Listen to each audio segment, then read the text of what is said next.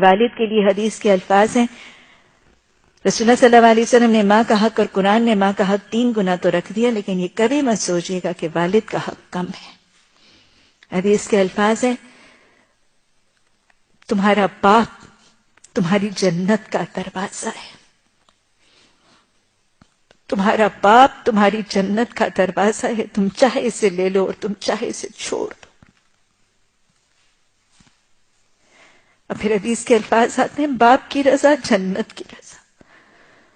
گویا جس کا باپ راضی اس کا رب راضی، اور جس کا باپ ناراض اس کا رب ناراض۔ جنت کا راستہ بھی اور جنت کا دروازہ بھی باپ سے ہے، اور رب کی رضا اور رب کی ناراضگی بھی باپ کے ساتھ منسوب ہے۔ وہ واقعہ آتا ہے نا، اور اس میں بہت ایک لمبی سی نظم بھی ہے، شاعری بھی ہے، عربوں کے اندر شاعری کا رجحان بہت زیادہ تھا، اور ایک بہت خوبصورت سی اس میں شاعرانہ انداز میں بھی ایک شاعر نے اس واقعے کو لکھا ہے۔ واقعہ کچھ ایسے کہ اللہ کے رسول صلی اللہ علیہ وسلم کے پاس ایک بوڑھا باپ اپنی شکایت اور شکوہ لے کر آیا، اور اس کا جوان بیٹا بھی اس کے ساتھ تھا۔ باپ نے اپنے بیٹے کو دکھا کر رسول رحمت صلی اللہ علیہ وسلم سے اپنی حالت زار بیان کی۔ باپ نے کیا کہا؟ بہت ہی خوبصورت سے شاعرانہ الفاظ ہیں۔ I wish I could read it کہ آپ اس عربی کو سمجھ بھی سکیں۔ ترجمہ اتنا خوبصورت ہو ہی نہیں سکتا جتنے وہ شعر الفاظ خوبصورت ہیں۔ باپ نے کہا، یا رسول اللہ صلی اللہ علیہ وسلم، جب میں جوان تھا تو میں اپنے منہ کا لقمہ اس کو دیتا تھا، اس کی ضرورتیں حاجتیں اس کی پوری کرتا تھا، اپنا کل مال اپنی کل پونجی اس پر خرچ کرتا تھا۔ باپ ایسے کرتے ہیں، اس میں کوئی شک کی بات نہیں، کوئی انہونی بات نہیں کر رہا تھا، سب باپ ایسے کرتے ہیں۔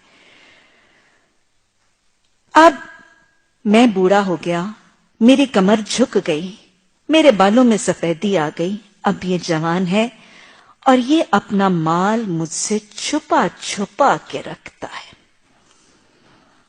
راوی کہتے ہیں کہ رسول اللہ صلی اللہ علیہ وسلم کو جو باپ نے اپنے بڑھاپے اور اپنی جوانی کے یہ واقعات کا اور اپنے بیٹے کا یہ شکوہ اس کے رویے کا کیا، رسول رحمت صلی اللہ علیہ وسلم کی آنکھوں سے آنسو جاری ہو گئے، اور کہتے ہیں کہ اتنا آپ صلی اللہ علیہ وسلم کی آنکھوں سے آنسو جاری ہو گئے کہ آپ کی داڑھی مبارک تر ہو گئی، اور آپ صلی اللہ علیہ وسلم نے پھر کچھ وقفے کے بعد اس بیٹے کے سینے پر آپ صلی اللہ علیہ وسلم نے ہاتھ مار کر کچھ فرمایا۔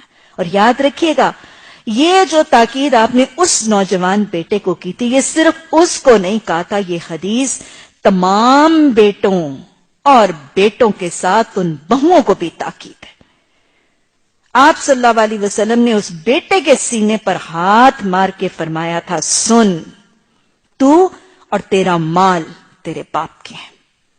یعنی آج تو جس مالی سطح پر پہنچا ہے، آج تو جو کمانے کے قابل ہوئے، جو تیرا علم، تیرا فن، تیرا ہنر، تیری یہ ساری صلاحیتیں تیرے ماں باپ کی محنت و کوششوں اور کاوشوں کی وجہ سے تھی۔ آج تو جس مقام پر کھڑا ہے، آج تو جو کما رہا ہے، یہ کس وجہ سے کما رہا ہے؟ انہوں نے تجھے پڑھایا لکھایا، تجھ پر جتن کیے، تجھ پر محنتیں مشقتیں کی، تجھے یہ سارا فن ہنر صلاحیتیں دی کہ آج تو کمانے کے قابل ہو۔ سن، تو اور تیرا مال تیرے باپ کے ہے۔